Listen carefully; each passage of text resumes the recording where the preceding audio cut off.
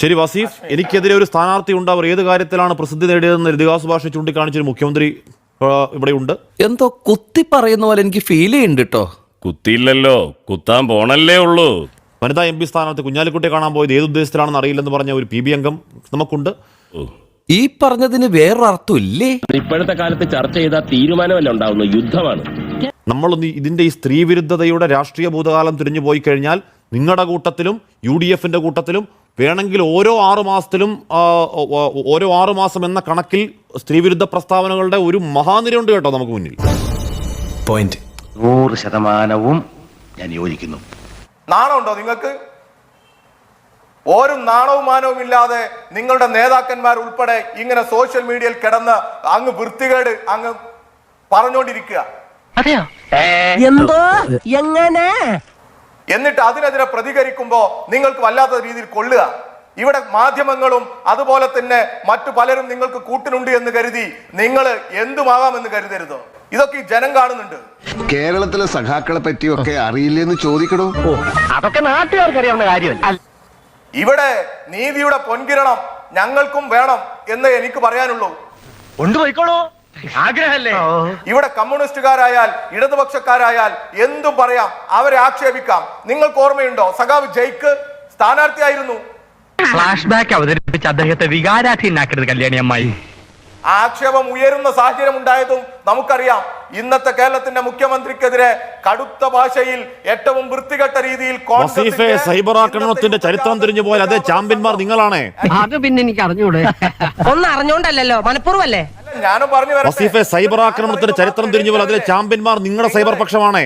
നമുക്ക് അതിലേക്ക് ആ ബാലൻസിംഗിലേക്ക് പോകണ്ടെന്ന് കരുതി അങ്ങോട്ട് പോകാതിരിക്കുന്നതാണ്. കാര്യമത് സത്യമാണെങ്കിലും എനിക്ക് അംഗീകരിച്ചു കൊടുക്കാൻ പറ്റുമോ?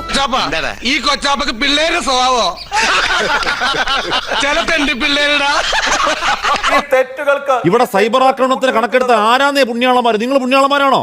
ദൈവമേ, മൂർഖനെയാണല്ലോ ചവിട്ടിയത്. കാശ്മീർ ഒന്ന് മനസ്സിലാക്കേണ്ടത്, കേരളത്തിലെ DYFIയും ഇടതുപക്ഷവും ഒക്കെ ഈ VD സതീശനും ഷാഫി പറമ്പിലും കൊടുക്കുന്നത് പോലെ അങ്ങ് എല്ലാവർക്കും പിന്തുണ കൊടുത്ത് നിങ്ങളാവുന്നത് പോലെയൊക്കെ ആയിക്കോ എന്ന് പറഞ്ഞാൽ ആശ്മി എന്തായിരിക്കും ഈ കേരളത്തിന്റെ സ്ഥിതി? നിന്നെ ആരാടാ ഇപ്പൊ ഇങ്ങോട്ട് കെട്ടിയെടുത്തത്? ആരുടെ 16 അടിയന്തരത്തിനാണ് നീ വന്നത്? തുറന്നു പറയുകയാണെങ്കിൽ നാട്ടുകാർക്കെല്ലാം നിങ്ങളെപ്പറ്റി വളരെ മോശം അഭിപ്രായമാണ്. അതിനെനിക്ക് നിങ്ങളോട് സഹതാപമുണ്ട്.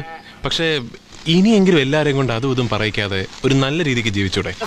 ശ്രീ വസീഫ്, നിങ്ങളുടെ കൂട്ടത്തിലുള്ളവരെ പറയുമ്പോൾ നിങ്ങൾക്ക് പൊള്ളുന്നത് പോലെ അതിലൊരു മറുപക്ഷമുണ്ട്.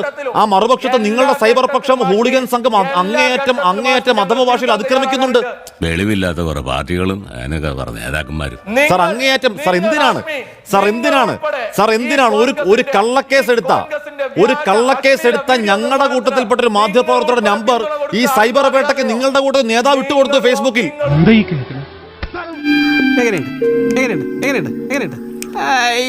ഇതൊക്കെ എന്താ സൈബർ ആക്രമണത്തിനെ പറ്റി പറയാൻ നിങ്ങൾ എന്തെങ്കിലും ചെയ്യാത്തവരെന്നാ?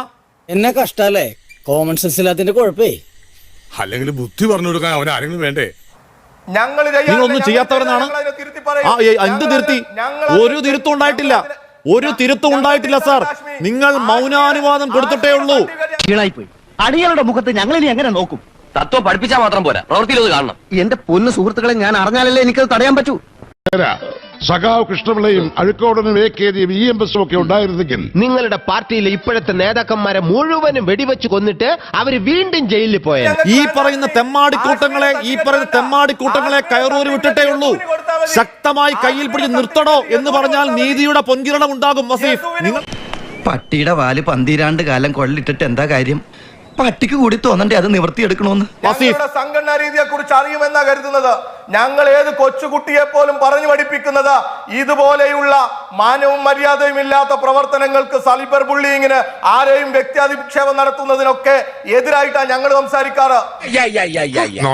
കേൾക്കാൻ നല്ല രസമുണ്ട്. നിങ്ങൾ ഈ ഹൂളിഗൻ സംഘങ്ങളെ കെട്ടിപ്പിടിച്ച് ചേർത്ത് നിർത്തുന്നില്ലേ? അങ്ങനെയാണ് ഈ നാട്ടിലെ സ്ത്രീകളുടെ നീതിയുടെ പൊൻകിരണം കെടുത്തിക്കളയുന്നത് രാഷ്ട്രീയ നേതൃത്വം. വസീഫ്, രണ്ടുപേരും അതിൽ നിങ്ങൾ പുണ്യാളന്മാരല്ല. മുതലും പലിശ ചേർത്ത് കിട്ടി. ആരും കണ്ടില്ല. വാ കൈ കൊണ്ടുവന്ന് എന്താ വെച്ചാ എടുത്തോ, എന്നിട്ട് ഇറങ്ങാ.